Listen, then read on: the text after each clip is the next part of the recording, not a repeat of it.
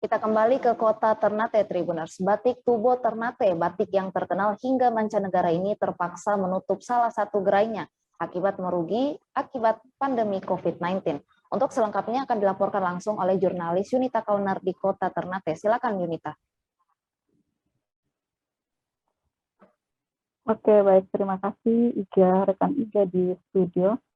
Dapat kami laporkan secara langsung dari Ternate bahwa salah satu batik Tubo yang merupakan batik yang sangat dikenal oleh masyarakat kota Ternate hingga mancanegara ini terpaksa menutup satu gerai dikarenakan sejak 2 tahun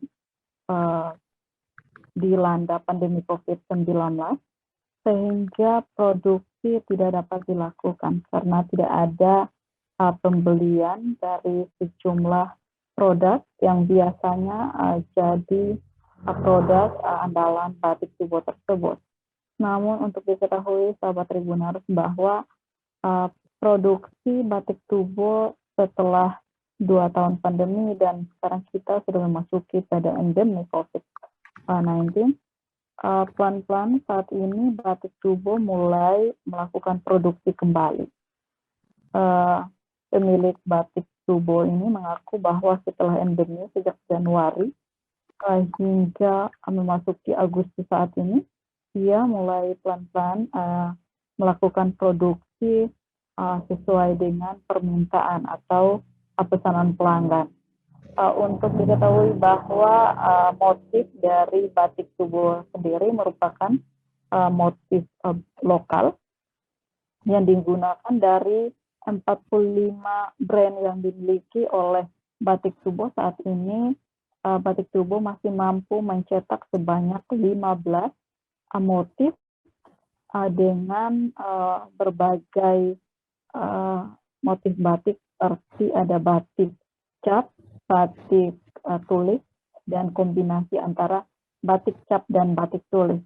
Untuk satu lembar batik, untuk batik tulisnya membutuhkan durasi waktu 5 hari untuk membuat bahan. Karena pembuatan bahan ini melalui beberapa tahapan, diantaranya ada batik tulis harus diwarnai dulu, terus mengalami proses pengeringan, kemudian diwarnai dengan cara dimasak dan sebagainya. Jadi membutuhkan waktu kurang lebih 5 hari untuk membuat batik tersebut. Pemilik batik Tubo, Kustalani Sakir, mengaku bahwa saat ini mulai ada pembeli dari beberapa negara yang telah memesan pada Agustus ini, diantaranya ada wisatawan asing dari Rusia. Ia telah memesan batik buatannya atau batik Tubo, dan ia sudah menyiapkan.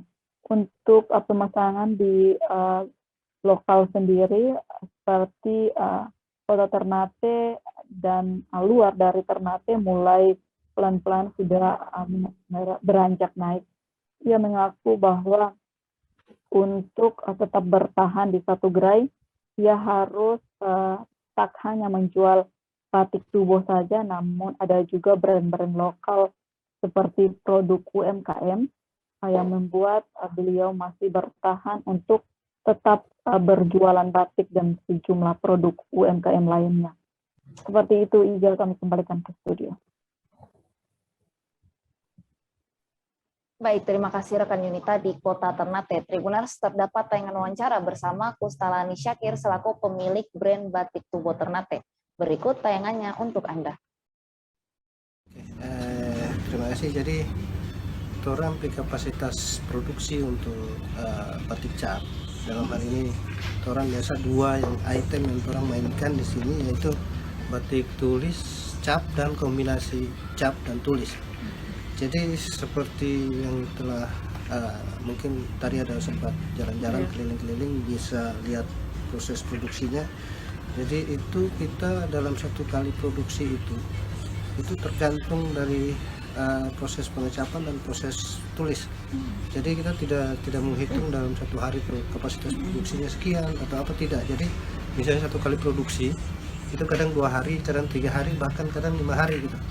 Jadi kita sambil menunggu proses pengecapan, proses pewarnaan, dan sampai finishing. Karena itu ada di tahapan-tahapan ya, proses. sampai jadi satu bahan Satu ini. lembar kain itu membutuhkan 3 sampai 4 proses di situ. Oke. Itu bisa berapa hari bisa jadi satu bahan? Untuk kalau kita fokus di satu lembar kain itu bisa 2 hari. 2 hari. Untuk batik capnya 1 minggu untuk batik tulis. Batik tulis, berarti lebih lama tuh batik tulis ya. Untuk pemasaran sekarang dia pemasarannya kemana saja nih? Di masa pandemi, masa setelah pandemi COVID. yang kita hadapi sekarang ini, untuk pemasaran masih tetap landai, pelan, tapi Sudah dalam mulai konteks, bergerak naik ya. Tren penurunan ada ketika pandemi kemarin, memang nihil transaksi di 2020 sampai 2021. Jadi alhamdulillah di awal tahun 2022 ini kita sudah mulai ada tren peningkatan. Yang tadinya tidak ada produksi, sekarang sudah mulai ada produksi. Jadi dari Januari kemarin kita sudah mulai step by step untuk produksi dalam kapasitas ready stock yang kita punya di toko atau outlet yang kita punya. Jadi artinya di masa pandemi 2 tahun kemarin memang tidak ada ini sama sekali. Untuk penjualan di 2 tahun terakhir alhamdulillah nihil, karena kita ketergantungan market di rumah oleh-oleh ini adalah dari tamu yang dari luar. Dari luar. Jadi iya. ketika pesawat sudah tidak terbang lagi ke Ternate, intensitas penerbangan sangat minim, akhirnya disitulah berdampak pada jual beli atau transaksi yang ada di rumah oleh-oleh. Oke. Selama 2 tahun kemarin, selama tidak ada pemasaran sama sekali, ini jadi kan potensi untuk bisa tutup nih.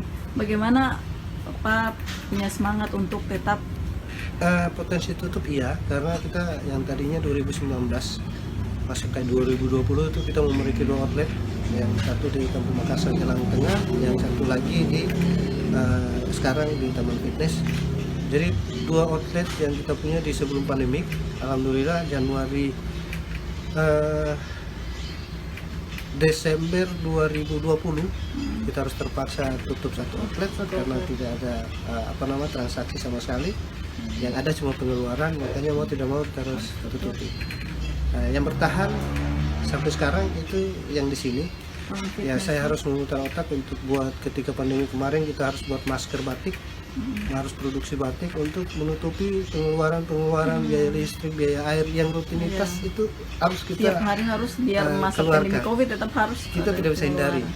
Oke, tapi sekarang mulai pelan-pelan sudah mulai ada ini ya. Alhamdulillah setelah endemik ya, pandemi ke endemik, mudah-mudahan corona atau virus ini sudah ada lagi supaya gejolak daya beli itu semakin tinggi.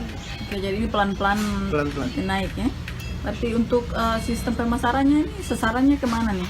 Kita masih jual secara langsung dan yang penjualan online juga, intensitas penjual transaksi lebih banyak pada penjualan secara langsung.